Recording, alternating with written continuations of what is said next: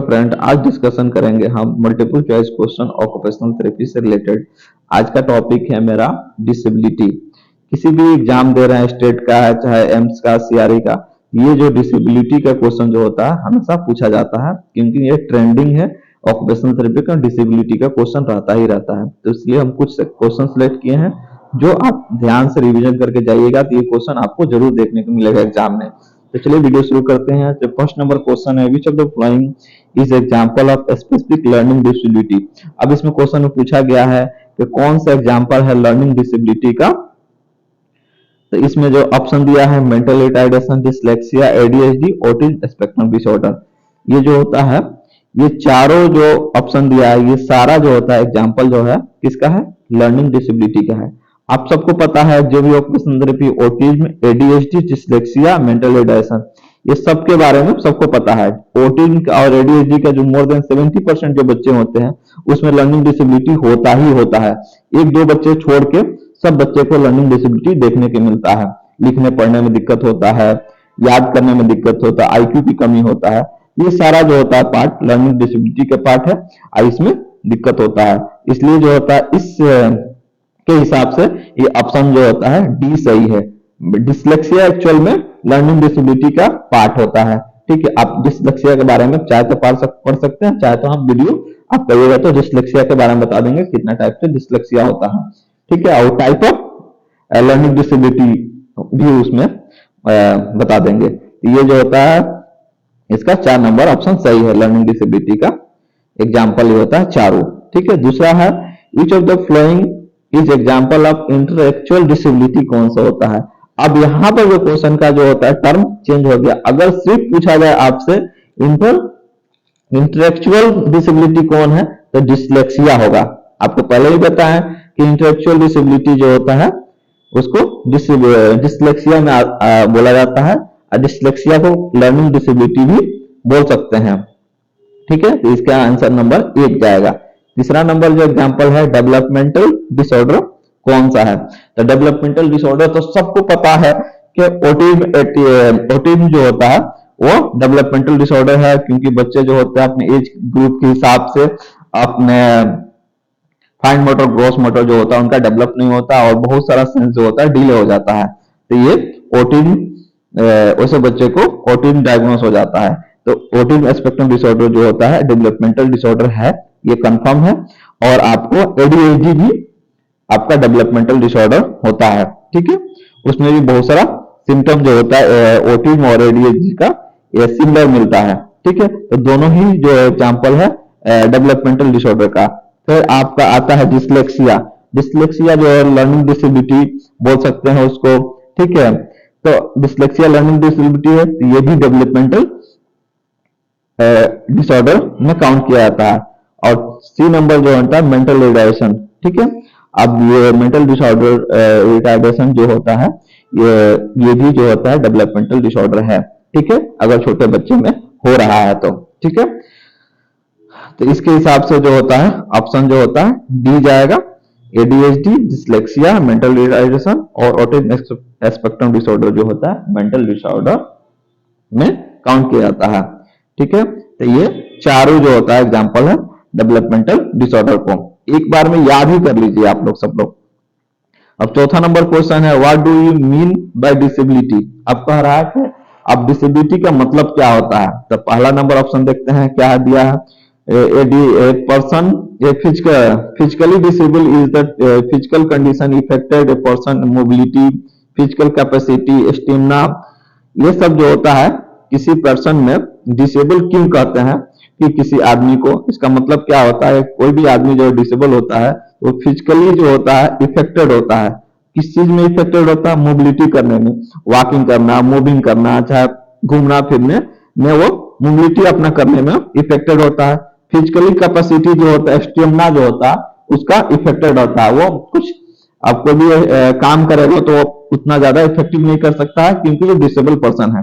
ये ऑप्शन जो होता है डिसेबल का जो मतलब है वो अच्छा से डिफाइन कर रहा है, इसलिए आंसर 1 नंबर भी सही है।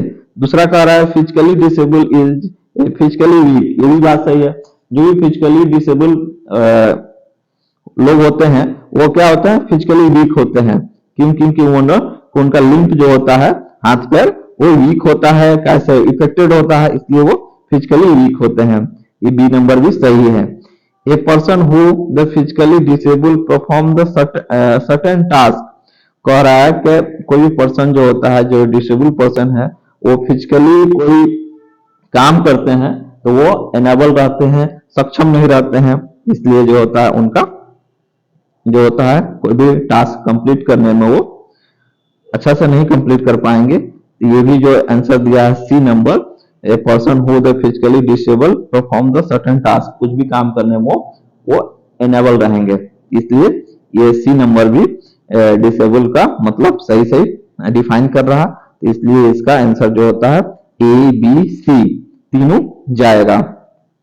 ठीक है, अब आपको आगे बता देते हैं।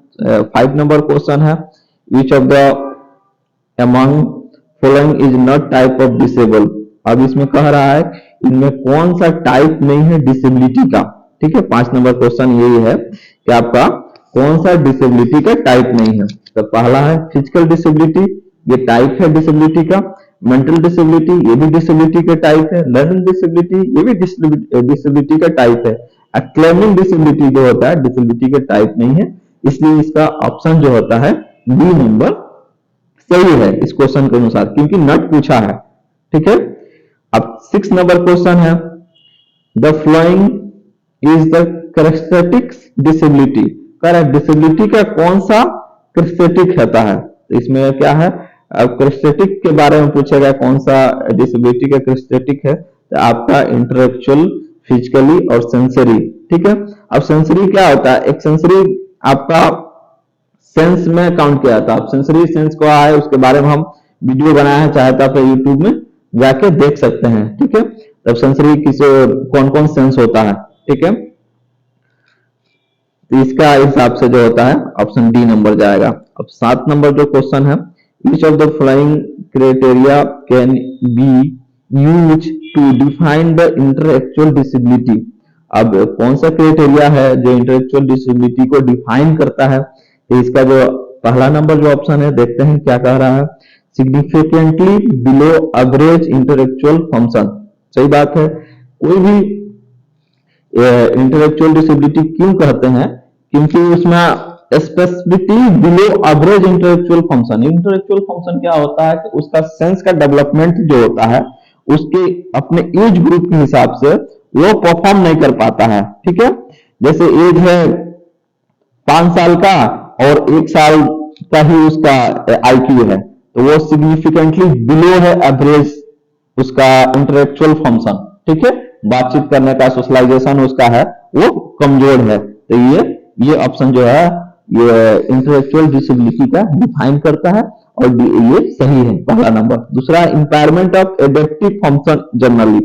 एडेप्टिव फंक्शन जो होता है जनरली कोई भी इंटेलेक्चुअल डिसेबल जो पर्सन होते हैं, चाहे बच्चे होते हैं, वो उसके जो होता है जनरल फंक्शन जो होता है, अपने एडियल एक्टिविटी जो होता है वो क्या करते हैं, एडेप्टिव नहीं होते, अच्छा से काम नहीं कर पाते हैं। ठीक है, तो ये भी बी नंबर जो होता है ये भी इंटेलेक्चुअल डिसेबिलिटी को डिफाइन करता है। सी नंबर जो होता है, this deficient should be manifest before the age of 18।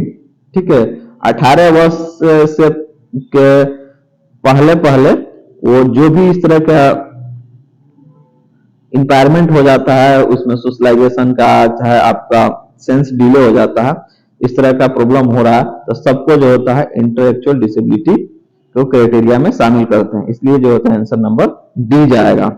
अब जो होता है 8 नंबर क्वेश्चन जो बोला जा रहा है, individual with the down syndrome often have the moderate to severe intellectual impairment which in the measurable IQ usually between। अब कह रहा है कोई चाइल्ड है चाहे कोई पर्सन है, ठीक है, उनमें डाउन सिंड्रोम होता है। तो सबको पता है डाउन सिंड्रोम जो होता है क्रोमोसोम जो नंबर 21 का इंपायरमेंट की वजह से होता है। ठीक है, 21 नंबर क्रोमोसोम, ये भी याद होना चाहिए। ठीक है, कभी कभी ये भी पूछ सकता है डाउन सिंड्रोम जो होता है कौन सा क्रोमोसोम का इफेक्टेड होता है, तो 21 नंबर जो होता है क्रोमोसोम उसके इफेक्टेड से ये डाउन सिंड्रोम होता है। तो इसमें कह रहा है डाउन सिंड्रोम किसी व्यक्ति को हो गया तो उसका आईक्यू कितना से कितना के बीच में होना चाहिए। तो उस बच्चे के चाहे जो भी लोग हैं जिसमें डाउन सिंड्रोम होता है, उनका आईक्यू जो होता है 35 से लेके कितना 55 के बीच में आईक्यू होता है। ये आपको याद होना चाहिए। डाउन सिंड्रोम का जो भी बच्चा हो चाहे यंगर हो गया है तो उसका आईक्यू इतने के बीच में होता है। ये आपको रटना पड़ेगा, ठीक है। और डाउन सिंड्रोम के बारे में भी पढ़ सकते हैं, डाउन सिंड्रोम से भी क्वेश्चन आता है, ठीक है। इंटेलेक्चुअल डिसेबिलिटी ऑफ किनेस्थेटिक, अब कह रहा है कि इंटेलेक्चुअल डिसेबिलिटी का क्राइटेरिया कैरेक्टराइज बाय, ठीक है, कौन कौन होता है। इसका जो होता है कैरेक्टराइज जो होता है इंटेलेक्चुअल डिसेबिलिटी के कैरेक्टराइज होता है significantly impairment cognitive and adaptive behaviour. सीधी सी बात है, वही बात कह रहा है कि डिसेबिलिटी जो होता है इंटेलेक्चुअल डिसेबिलिटी जिसको है जो बच्चा को, वो क्या कर रहा है कॉग्निटिव जो स्किल होता है वो पुअर होगा, एडेप्टिव बिहेवियर जो होता है वो भी उसका इंपायरमेंट होगा। मतलब एडेप्टिव बिहेवियर का मतलब होता है कि एक्टिविटी ऑफ डेली लिविंग का जो पार्ट होता है उसमें वीक होगा, सोशलाइजेशन वीक होगा, ठीक है। मतलब जो बिहेवियर होता है वो भी उनका पुअर होगा, ठीक है। दूसरा कह रहा है कि it describe this condition has gone under the constant change over the year due to the social political composition. सीधी सी बात, वही बात कह रहा है फिर से, ठीक है, कि आपको जो बच्चे इंटेलेक्चुअल डिसेबिलिटी है, ठीक है, उसमें सोशलाइजेशन उसका पुअर होगा, आईक्यू पुअर होगा, ठीक है, और वो अपने आसपास के चीजों को सही से समझ नहीं पाएंगे, ठीक है। Describe the condition gone the under the constant change. अच्छा, धीरे धीरे क्या होगा इसमें चेंज होगा, ठीक है, सोशलाइजेशन और पॉलिटिकल कॉम्पनसेशन भी उसमें धीरे धीरे चेंज होगा। तो ये सब जो ऑप्शन है 1 और 2 इंटेलेक्चुअल डिसेबिलिटी के क्राइटेरिया में आता है, ठीक है। अब देखिए व्हाट द इंटेलेक्चुअल डिसेबिलिटी। अब इंटेलेक्चुअल डिसेबिलिटी क्या है, तो इसके लिए ऑप्शन जो होता है इंटेलेक्चुअल डिसेबिलिटी का पहला ऑप्शन दिया है, intellectual disability are the disorder that और ओरिजिनेट बिफोर 18 ईयर एज। कह रहा है इंटेलेक्चुअल डिसेबिलिटी अगर किसी को हो रहा है तो 18 साल से जो होता है पहले जो होता है ओरिजिनेट होता है, शुरू होता है, मतलब बचपन से ही मतलब इंटेलेक्चुअल डिसेबिलिटी शुरू होता है। इन्हें का 18 साल के बाद इंटेलेक्चुअल डिसेबिलिटी शुरू होगा। तो ये जो होता है ये बात सही है, ठीक है। तो 1 नंबर भी बात सही है, आई ऑप्शन को याद रखना चाहिए आपको। पॉसिबिलिटी रिजल्टेंट फ्रॉम, अब बी नंबर जो ऑप्शन है possibility resultant from the physical causes such as the cerebral palsy, autism and non physical causes such like the stimulus. अब कह रहा है कि किसी को इंटेलेक्चुअल डिसेबिलिटी जो होता है, ठीक है, क्या होता है कि पॉसिबल कैसे होता है। तो पहला तो काउजेज है कि जैसे सेरेब्रल पाल्सी होगा तब भी इंटेलेक्चुअल डिसेबिलिटी हो सकता है, और दूसरा ऑटिज्म का अगर बच्चा है तो उसमें भी इंटेलेक्चुअल डिसेबिलिटी हो सकता है, और तीसरा जो हो रहा है नॉन फंक्शनल उससे भी इंटेलेक्चुअल डिसेबिलिटी होता है, such as the lack of stimulus. अब बहुत सारा बच्चा में स्टिमुलस पेरेंट्स नहीं दे पाते हैं, ठीक है, उसके एज ग्रुप के हिसाब से उसको खेलने की अनुमति नहीं दिया जाता, उसको रूम में बंद करके रखा जाता है। तो स्टिमुलस उसको जो मिलना चाहिए, उसको सेंसरी डाइट जो मिलना चाहिए वो नहीं मिला, तो उसका सेंसेस जो होता है पुअर हो जाता है, इसके कारण भी वो इंटेलेक्चुअल डिसेबिलिटी हो जाता है। तो ये ऑप्शन बी नंबर भी सही है। अब तीसरा कार्य इंटेलेक्चुअल डिसेबिलिटी का characterise by the limited mental capacity. सही बात है, जो भी जिनको भी इंटेलेक्चुअल डिसेबिलिटी जो होता है उसका लिमिटेड मेंटल कैपेसिटी होता है, और डिफिकल्टी विद एडेप्टिव बिहेवियर, कोई भी हमारे आसपास जो बिहेवियर गुड बिहेवियर है उसको अडेप्ट करना उसके लिए बहुत डिफिकल्ट होता है, सच जैसे handling the routine the social situation. अब कह रहा है जैसे कि आसपास का जो रूटीन है उसका डेली का रूटीन एडियल जो होता है वो आपको हैंडल करना बड़ा मुश्किल होता है। सोशलाइजेशन जो होता है उसका बड़ा डिफिकल्ट होता है, अपने एज ग्रुप के बच्चे के साथ वो नहीं खेल पाता है, ठीक है। इस तरह का सिचुएशन जो होता है, सोशलाइजेशन वाला सिचुएशन, फैमिली मेंबर से सोशलाइज होना, चाहे कोई फैमिली में अदर कोई आ रहा है उसे सोशलाइजेशन होना, उसके लिए बड़ा डिफिकल्ट होता है। ये भी ऑप्शन जो सही है, ठीक है, इंटेलेक्चुअल डिसेबिलिटी के लिए। तो आंसर जो होता है ए बी सी जो करेक्ट है। और इंटेलेक्चुअल डिसेबिलिटी के बहुत बेहतरीन इंफॉर्मेशन ये तीनों ऑप्शन दे रहा है। आप सबको ये ऑप्शन को ध्यान रखना चाहिए, ठीक है। क्वेश्चन में बहुत सारा क्वेश्चन में इसको एक एक लाइन में पूछा जा सकता है। ये तो ये तीन ऑप्शन दो तो तीन क्वेश्चन बन सकता है, ठीक है। आप चाहे तो क्वेश्चन के फॉर्म में इसको बना सकते हैं, अलग अलग डिफरेंट डिफरेंट क्या करके ऑप्शन डाल के। एग्जामिनर इसको 1 2 3 ऑप्शन बना के क्वेश्चन के फॉर्म में डाल सकता है, ठीक है। अब यहां पर है which of the following example, ठीक है, prenatal causes the intellectual disability significant period without oxygen occurrence during the immediately after delivery। ये बहुत बढ़िया क्वेश्चन है, ठीक है। ये क्वेश्चन कह रहा है कि प्रीनेटल कोई बेबी है, ठीक है, तो उसमें इंटेलेक्चुअल डिसेबिलिटी जो होता है सिग्निफिकेंटली जो होता है period without oxygen occurring during the immediate after delivery. जैसे बच्चा का जन्म होता है तो जन्म होने के तुरंत बाद जो होता है बच्चा क्या होता है, क्राई करना चाहिए, ठीक है।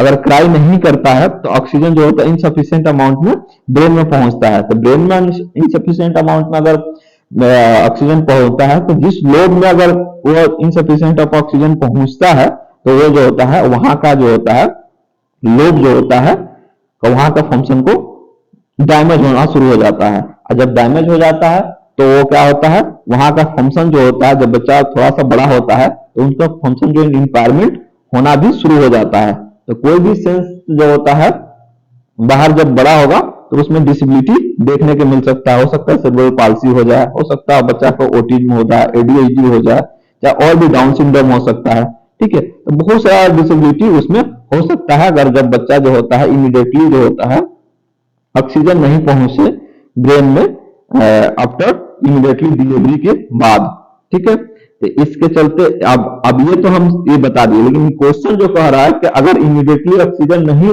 पहुंचता है, ठीक, इमीडिएटली आफ्टर द डिलीवरी, उस कंडीशन को क्या कहा जाता है, ठीक है। तो उस कंडीशन को एनोक्सिया कह सकते हैं, इनसफिशिएंट ऑफ ऑक्सीजन पहुंचता है जिससे, ठीक है। 14 नंबर क्वेश्चन है which is not consider a physical disability. अब इसमें किसको जो होता है फिजिकल डिसेबिलिटी कंसीडर नहीं किया जाएगा। तो फिजिकल डिसेबिलिटी जो होता है स्पाइनल कॉर्ड इंजरी, उसको भी फिजिकल डिसेबिलिटी काउंट किया जाता है। सेरेब्रल पाल्सी को भी काउंट किया जाता है। मल्टीपल स्क्लेरोसिस, उसको भी फिजिकल डिसेबिलिटी काउंट किया जाता है। लेकिन यहाँ टू के जो दिया या डी नंबर ऑप्शन जो है, ठीक है, वो फिजिकल डिसेबिलिटी नहीं है। क्वेश्चन पढ़ने से ही पता चल जा रहा है कि ये फिजिकल डिसेबिलिटी नहीं है। ये डी नंबर ऑप्शन इनकरेक्ट है, लेकिन क्वेश्चन के हिसाब से नट पूछा है तो ये सही है, ठीक है।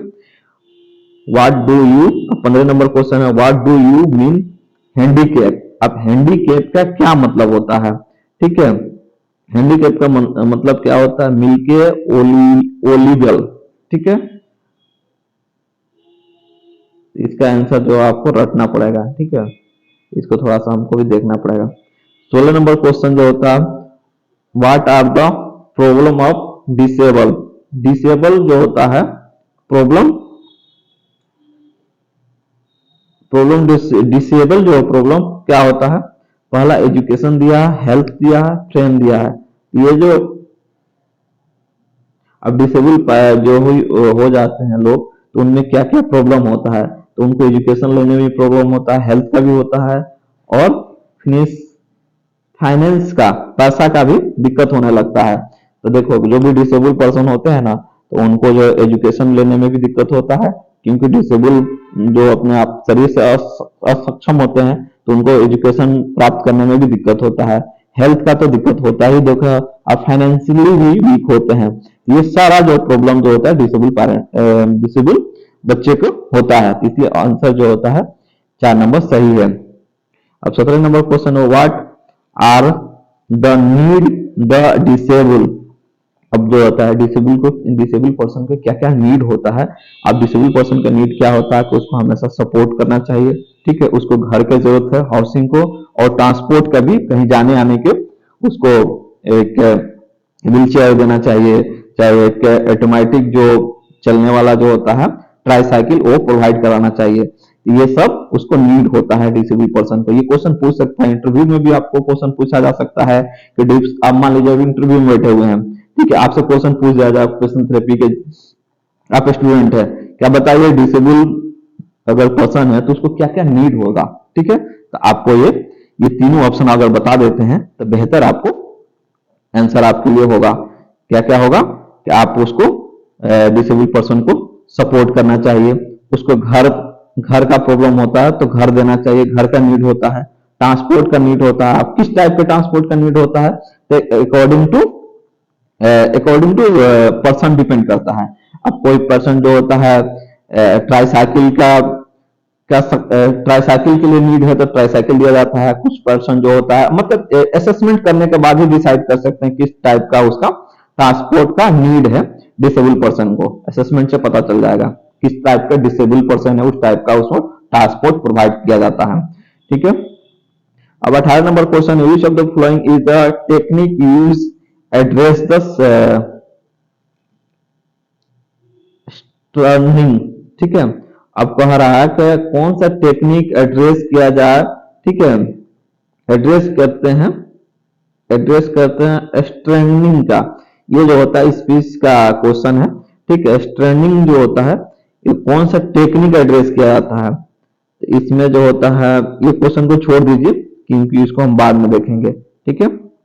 19 नंबर क्वेश्चन है, which of the following criteria can be use define the intellectual disability. आपको कह रहा है कौन सा क्राइटेरिया जो कैन यूज किया जाता है डिफाइन करने के इंटेलेक्चुअल डिसेबिलिटी के लिए, ठीक है। तो इसमें जो दिया है, पहला ऑप्शन दिया है सिग्निफिकेंट लो एवरेज इंटेलेक्चुअल फंक्शन। ये सही बात है, जो भी लो एवरेज इंटेलेक्चुअल फंक्शन होता है उसका इंटेलेक्चुअल डिसेबिलिटी को डिफाइन करता है। दूसरा impairment of adaptive function, general ये भी होता है। और this deficient should be manifest before age, 18 वर्ष से पहले जो भी बच्चे होते हैं उनको इंटेलेक्चुअल डिसेबिलिटी उन्हीं को होता है ज्यादातर, ठीक है। आंसर नंबर डी सही है। ये क्वेश्चन जो होता है, इससे पहले जो भी क्वेश्चन डिस्कशन किया इस टाइप का क्वेश्चन आया था, तो इस क्वेश्चन पर आपको ज्यादा ध्यान देने की जरूरत है, ऑलरेडी आप कर चुके हैं। तो what do you mean the handicap, handicap का मतलब क्या होता है, तो इससे पहले भी कुछ क्वेश्चन ऐसा था कि हैंडीकैप का मतलब पूछा था। तो वही फिजिकली डिसेबल है उसको हैंडीकैप कह सकते हैं, मेंटली डिसेबल है उसको कह सकते हैं, बताइए loss of failure development of specific body function and functional the movement. अब किसको बोला जाएगा, तो what do you mean the handicap, handicap का मतलब होता है फिजिकल डिसेबिलिटी, मेंटल डिसेबिलिटी। इसमें जो आंसर दिया है, हैंडीकैप का मतलब क्या होता है, हैंडीकैप किसे कहते हैं, मेंटल डिसेबिलिटी को नहीं कहते हैं, फिजिकल डिसेबिलिटी को नहीं कहते हैं, उसको कहते हैं जो loss of failure development specific body, ठीक है, ठीक है। फंक्शन एंड फंक्शनल मूवमेंट, ठीक है, इसको बोला जाता है हैंडीकैप, कि लॉस हो जाए failure development specific body function, body का जो कोई स्पेसिफिक फंक्शन जो होता है, जैसे हाथ का ही मतलब मूवमेंट जो होता है, स्पेसिफिक फंक्शन जो हैंड का है, अपर लिम्ब का, उसका फंक्शन अच्छा से नहीं कर पा रहा है, ठीक है, फेलियर है अपने काम को करने में, तो उसको हैंडीकैप बोला जाता है। या पैर का जो होता है फंक्शन नहीं है, फंक्शनली नहीं है, तो उसको हैंडीकैप कहा जाता है, ठीक है, जो आपको loss of failure development of specific function के लिए बॉडी का, उस पार्ट को हैंडीकैप कहा जाएगा। इसलिए आंसर जो होता है इस ऑप्शन का सी नंबर जाएगा, ठीक है। What are the problem of disable, वही क्वेश्चन फिर लग रहा है रिपीट हो रहा है क्या, कि एजुकेशन का प्रॉब्लम होता है, हेल्थ का प्रॉब्लम होता है, फाइनेंस का क्वेश्चन कर चुके हैं हम, लग रहा है ये भी कर चुके हैं, ठीक है। तो ये क्वेश्चन रिपीट हो रहा है, ठीक है। इस वीडियो में इतना ही, अगला वीडियो में हम अगला क्वेश्चन जो बचा हुआ क्वेश्चन जो होता है डिसेबिलिटी के बारे में बता देंगे। अगर आपको ये वीडियो अच्छा लग रहा है तो इस चैनल को सब्सक्राइब एंड लाइक कर सकते हैं, तब जाके हम और भी बहुत सारा वीडियो इसमें बना सकते हैं। तब तक के लिए इतना ही। अगला दिन डिसेबिलिटी से रिलेटेड और भी क्वेश्चन है मेरे पास, उसके बारे में हम बताएंगे। ये जो भी क्वेश्चन हम बताए हैं occupational therapy most important question है, आप चाहे तो कहीं भी देख सकते हैं और ये क्वेश्चन आना ही आना है ऑक्यूपेशनल थेरेपी में, कहीं भी एग्जाम हो तो। ठीक है, तब तक के लिए धन्यवाद। वीडियो को लाइक एंड सब्सक्राइब कर सकते हैं आप लोग।